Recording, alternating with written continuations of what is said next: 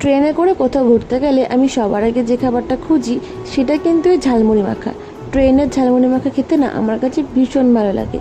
তবে বাড়িতে যতই ভালো করে বানানো হোক না কেন, ট্রেনের ওই ঝালমুড়ির স্বাদ কিন্তু বাড়িতে কখনোই পাওয়া যায় না। আর তোমরা কারা কারা ট্রেনের ঝালমুড়িকে মিস করো সেটা কিন্তু অবশ্যই জানিও। তবে যাই হোক, আজ আমি বাড়িতে একটু ট্রেনের মতো ঝালমুড়ি মাখানোর জন্য চেষ্টা করছিলাম।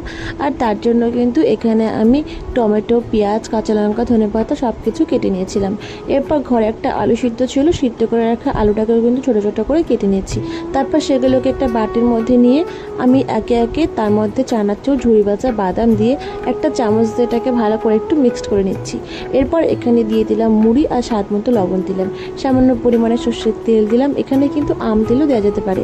তারপর এটাকে ভালো করে একটু মাখিয়ে নিলাম। আর মুড়ি মাখার সময় আমার কিন্তু টমেটো সস দিয়ে খেতে ভীষণ ভালো লাগে, তাই লাস্টে কিন্তু অল্প করে একটু টমেটো সস দিয়ে মাখিয়ে ওপর থেকে একটু ঝুরি ভাজা দিলেই তৈরি হয়ে যাবে ঝাল।